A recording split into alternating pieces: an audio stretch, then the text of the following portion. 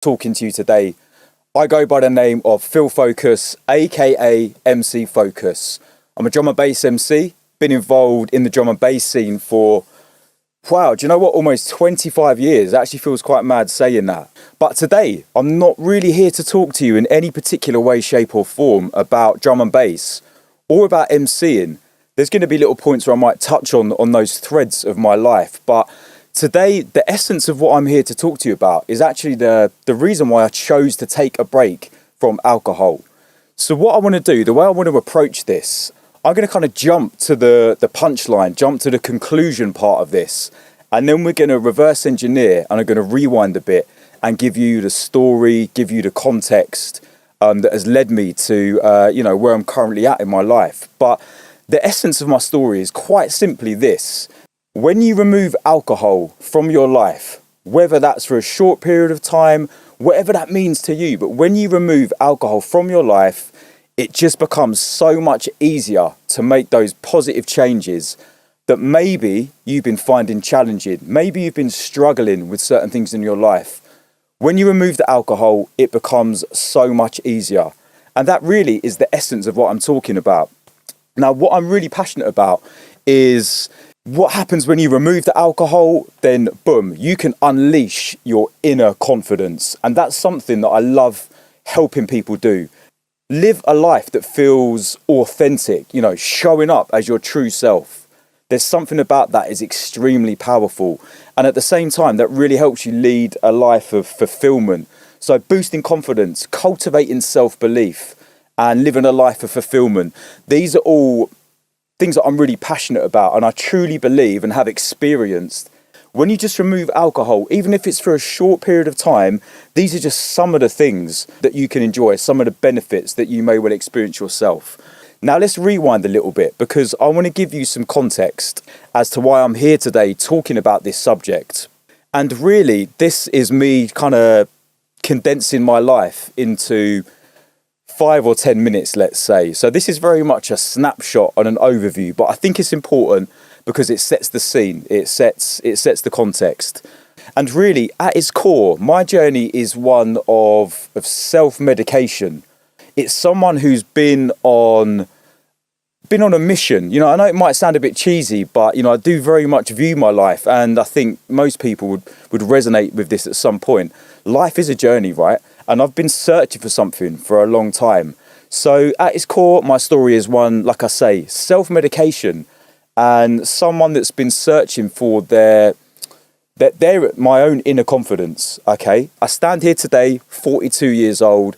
I haven't got all the answers. I haven't completed the level and all this sort of stuff, but I'm in such a better place than I was 2 years ago, 2 decades ago. So I just want to share some of this stuff with you. So let's rewind, okay? Let's go back to me when I was a kid. What I remember from that period and what's relevant to this conversation is that I developed quite a unhelpful or problematic relationship with food. So I've got lots of memories of being around about that age, comfort eating in secret, overeating, using food as a way to block out my emotions, essentially. And this is something that's actually stayed with me for a long time. So, I'm being very transparent during this conversation because I think that's important. Like I said, authenticity is something that I really value. So challenges around food started when I was a kid, and they're still with me to this present day. Like I say, as a guy that's now in his early 40s, this is something that I've had to learn to manage. This is a thread that you'll see kind of throughout this whole conversation as I talk to you about my timeline. And then I hit my teens, and this is the era of Phil the fat boy, fat Phil the fat kid. Unfortunately, these were, I say it laughing because I genuinely don't feel like I was bullied or anything like that. But these were terms that people would call me when I was a teenager. And, these things do shape you. They shape your mindset. They shape your identity to a degree, right? So in my teens, I was 4, maybe 5 stone heavier than I am now. And that really affected my self-esteem, my confidence. I didn't feel attractive. I didn't like myself very much. And then all of a sudden, I discovered this amazing thing, right, called weed. and I started smoking. And I'm in my early teens, maybe 13, 14. And this is a period of my life that I kind of look back to fondly because initially it was a lot of fun. And the weed kind of definitely defined my early teens. As I go through my teens, then, start experimenting with other drugs, particularly ecstasy was a big thing. And again, like I say, these were good times to a degree, but as with most of these things, it's kind of like short-term pleasure for longer-term pain. So what started off as fun, and there were certainly some good times with, a good group of friends that I was with at the time, these things become problematic further down the line. So yeah, the teens into my early 20s was very much food orientated, like I say, drug orientated, not really alcohol.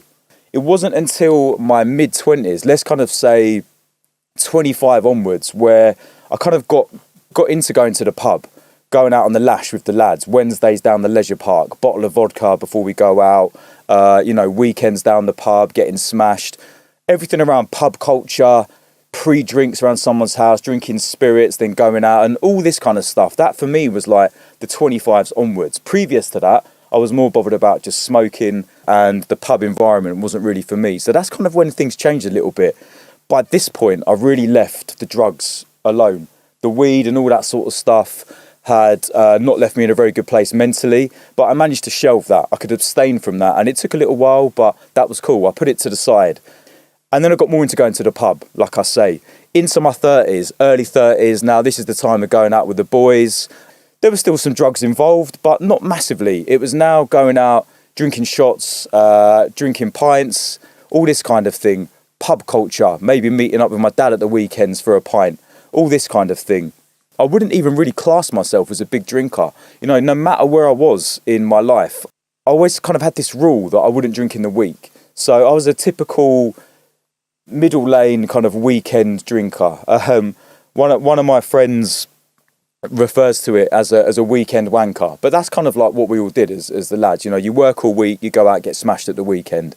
That was the kind of vibe. Now, running underneath this throughout my 30s, there was a period of time where behaviours around food had been problematic for me as a kid. During my 30s, I discovered the world of intermittent fasting.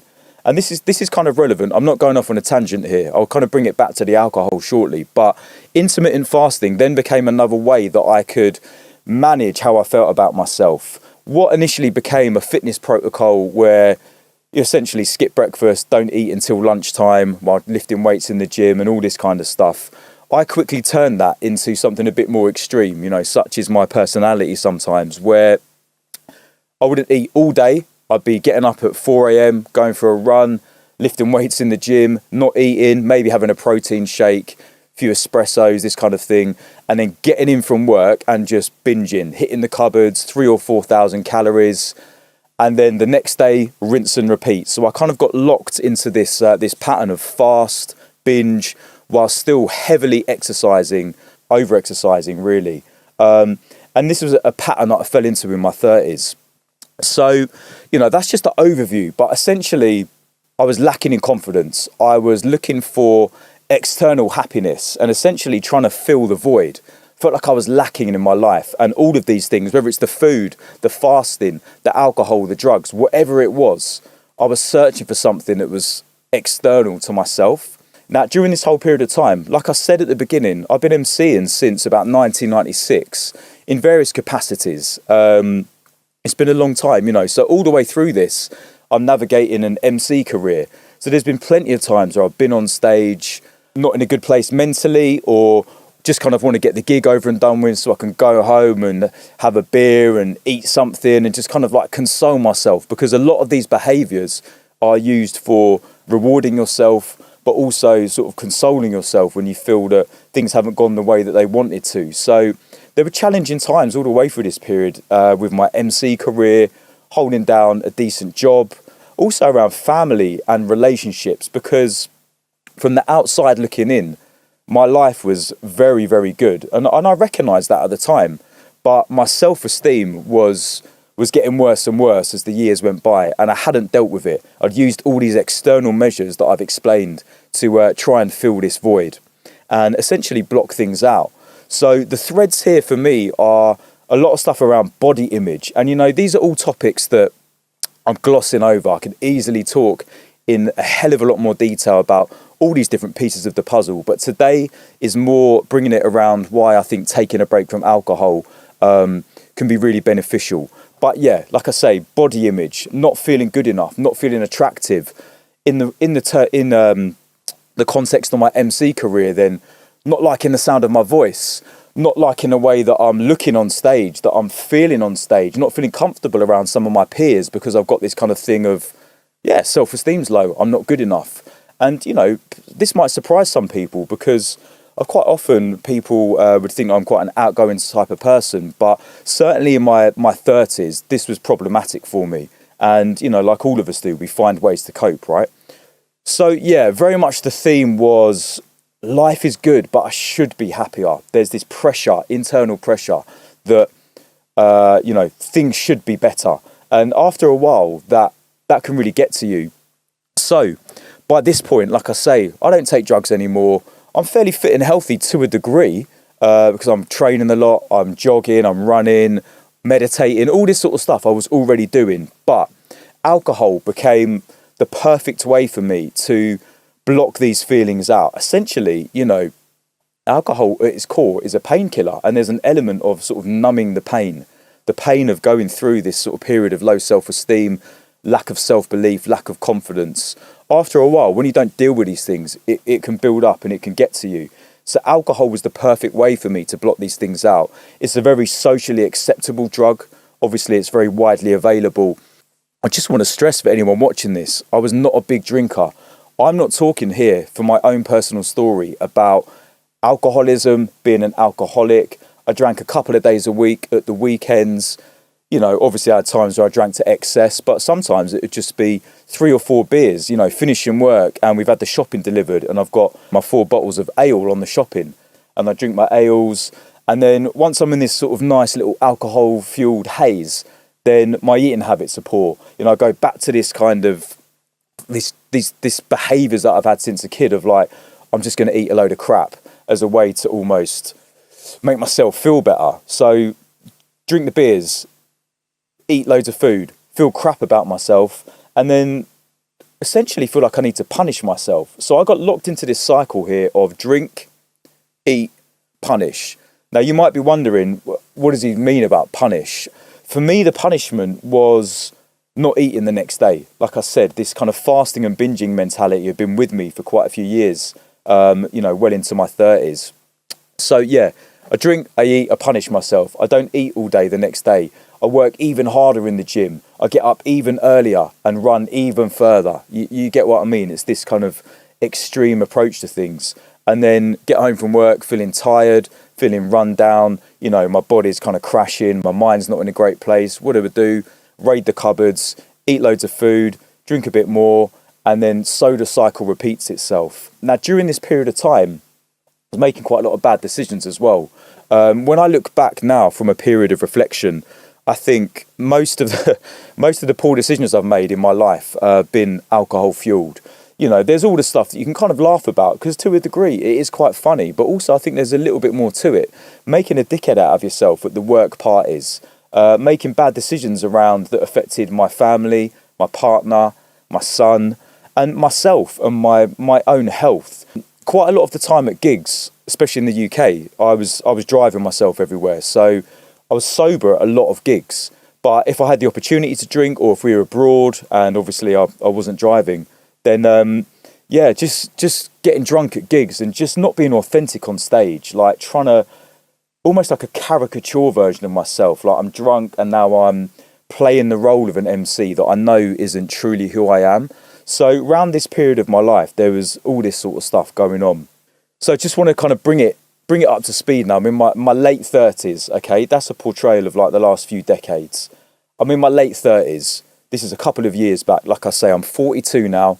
Let's say I'm 38. I'm stressed. I'm anxious. There's a lot of resistance in me because I've spent all this time, there's these few decades of my life leading up to this point, pushing things away and not really learning the lessons, just trying to find different methods to block it out. And it all kind of hits at once. And just, I keep coming back to this word resistance, but it's a very good indicator of where I was at. It almost felt like an internal feeling that I could feel on the inside of like resisting what I wanted my life to be like, but not actually doing anything about it. And that resistance, after a while, it can really start to F with your head, for sure. And that's what I was experiencing. This came to a head for me in August 2021. Like I say, pretty screwed up. All the stuff that I tried over the years, I had to accept now that it was no longer working. The methods, the self-medicating, the self-soothing.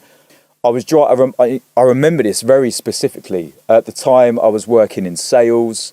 I had quite a decent job, nice company car, good salary, lots of money to waste on buying stuff that I don't need.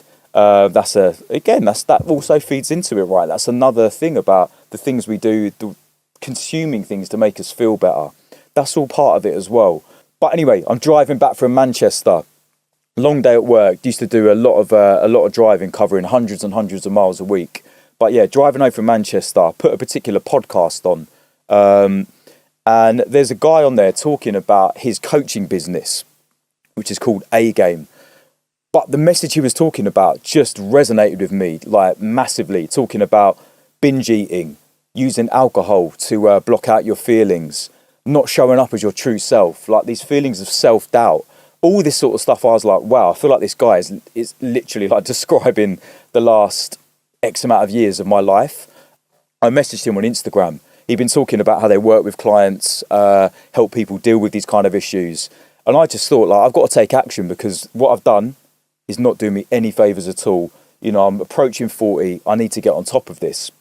So I messaged him. By the end of the week, I'd signed up as one of their coaching clients. All of a sudden, I'm surrounded by people who are on their own version of this journey. They want to better themselves. And by working with this team of coaches, we started to peel away the layers. And this is where the whole mindset matters thing comes into it, because I'd done therapy in the past. I'd done all my own versions of self-medication as well. But it was this mindset thing that really started to, the cogs started turning now. Really starting to dig into the belief systems that you've got. What's been causing you to behave this way? What's been holding you back? Why do you think that you maybe can't change, or you're not worthy of change, for instance? Lots of stuff around, and many, many more topics around your behaviours, your beliefs, your values. So now I'm in this world. We're peeling back the layers. I'm immersed myself in, for want of a better term, I don't need to label it particularly, but let's just call it the world of self-development. Reading all the books, listening to all the podcasts, working with coaches, talking to other people that have got their own version of this journey. And, without putting too fine a point on it, this massively changed my life. So from August through to January, I'm working with these coaches. And the way I would describe it is this. I felt up until that point that I'd been accelerating. My foot had been on the accelerator. Okay, the wheels are spinning, but I'd kept the handbrake on. So the vehicle's not moving forwards. I'm not really building up much momentum, but I keep pushing harder on the accelerator, and the smoke's come in, the wheels are spinning. Now, over the last 5 months, by working with these coaches, I've learned that when you take the handbrake off and you stop holding yourself back, that's when the momentum starts to build. So I really like that analogy. Now the handbrake's off and my accelerator is actually moving me forwards. So January 2022 comes along. I remember it very clearly because New Year's Eve, I've been in Bristol emceeing at a Flex Out Audio event at the Black Swan in Bristol. And I came home and woke up the next morning and I didn't feel great. I felt a bit ill. I felt a bit run down, didn't really want to get out of bed. And this went on for a couple of days. What I noticed was that a week later, I started to feel better. And I was like, oh, okay, I've not had a drink for a week. I didn't drink on New Year's Eve because I was driving and working, but I hadn't bought any beers on the shopping that week. And as silly as that may sound, that was a key thing because there was no alcohol in the house because I hadn't bought any. And I was like, okay, I've done 7 days. Why don't I just do dry January? Okay, kind of makes sense. A lot of people sort of talk about it. It's 30-day break, dry January. Cool, I'm going to do it. And then what I started to notice was the benefits kicked in. Just by making that one decision. Now I stopped drinking, the blinkers have really come off. And I realised, you know what? Like the job I've been here for 17 years. I started driving the forklift trucks, worked my way up through the office. By this point, I'm like senior management team, running a £7 million sales team across the country. Long story short, June 2022, I'm hitting 40. The mindset is in a different place. And I started my own coaching business. Didn't have any experience, didn't have any qualifications at this point. I had the best part of a year of working closely with a team of coaches. And I just felt my self-belief was back. My mojo was back. Do you know what I mean? My confidence was coming back. True confidence, not confidence based on external means. And I thought I could do it. I thought, yeah, I can do this. So I set up a business called Come On Coaching, which is still, which is now a massive, massive part of my life. But yeah, we're in June 22, quit the job, start my own coaching business. And I start picking up clients through Instagram, through Facebook. And lo and behold, these are people that are coming to me saying, what you've been talking about resonates. I too feel like alcohol's holding me back a bit. So the first sort of handful of clients I worked with, that was generally the nature of the work that I was doing. So this is fantastic. Got my own coaching business. It's me, myself and I with my laptop and my social media, and we're out here trying to find clients and also, learn how to be a really effective coach. But it was amazing. I felt alive. I felt authentic. So now we get to January this year, January 2023. I'm very, very serious about my own professional development. And to be honest with you, whilst I don't believe that you need qualifications to do certain things, I knew that I was already a good coach. I could feel it. I know I was being of service to people, getting good results, but I wanted to keep progressing. So I decided to become qualified in clinical hypnotherapy and neuro-linguistic programming. Hypnotherapy and NLP.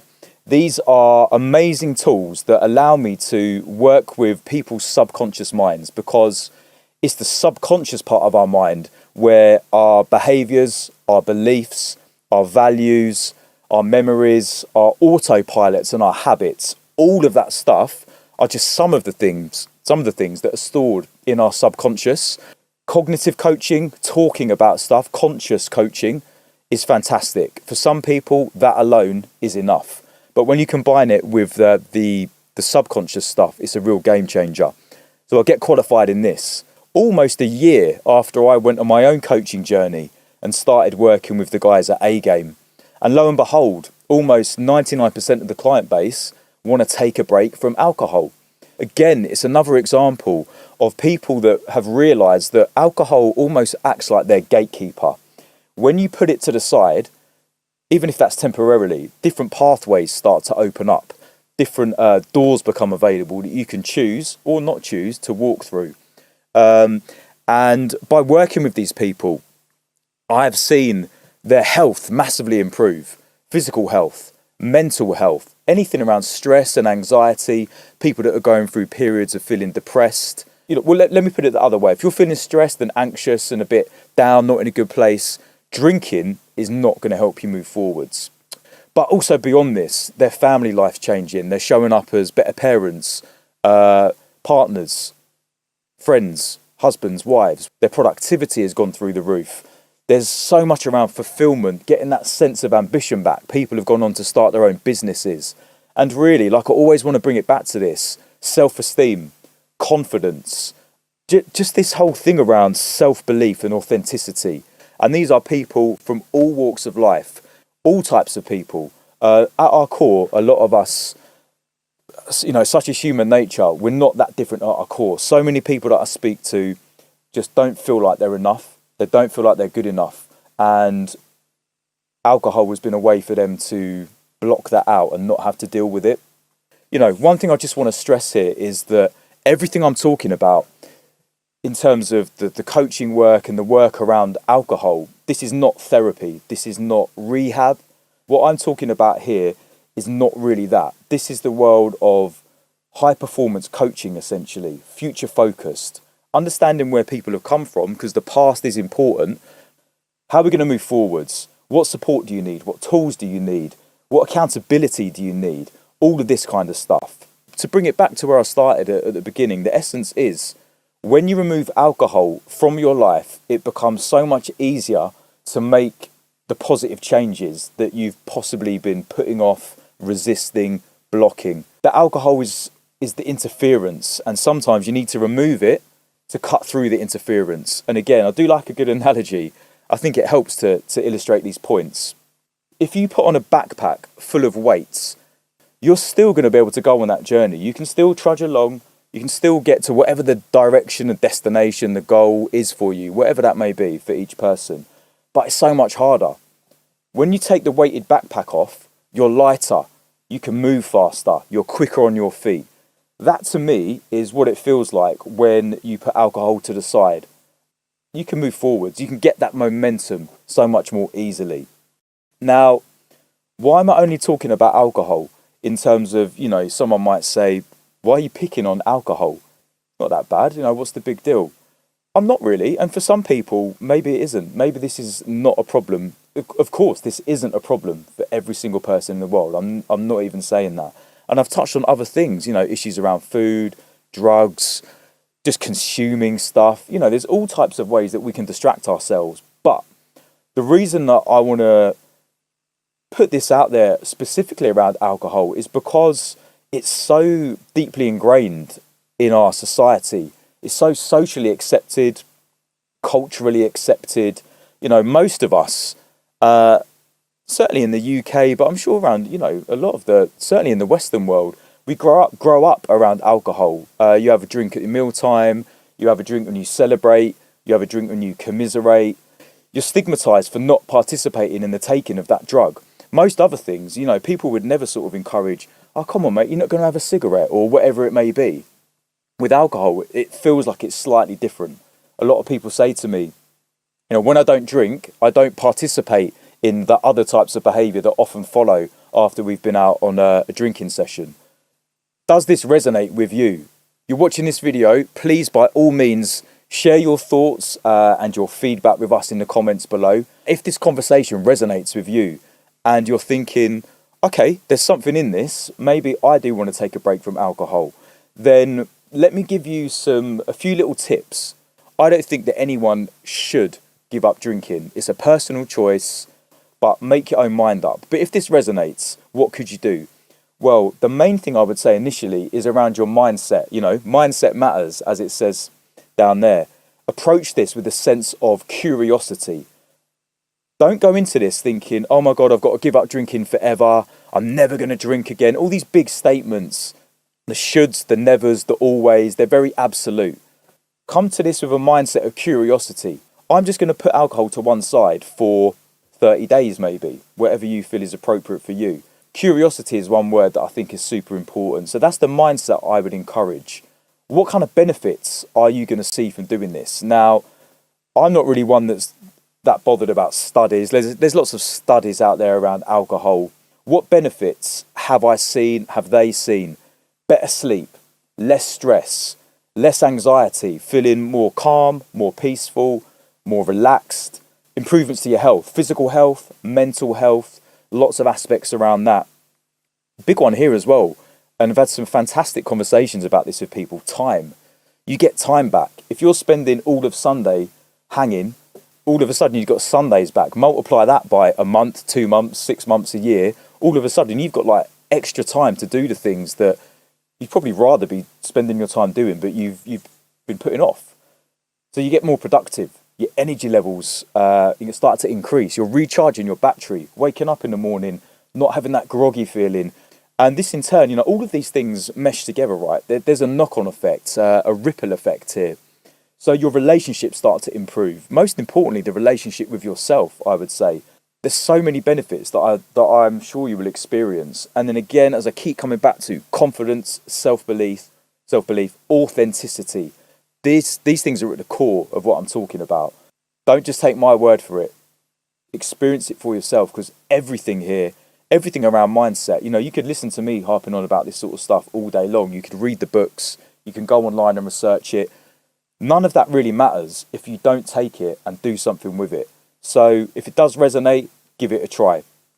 It's really all about what you start doing. This is not about focusing on what you're stopping. So what do I mean by that? Flip it round. Flip the mindset. Focus on all the stuff that you want to see in your life, the things that you want to start doing.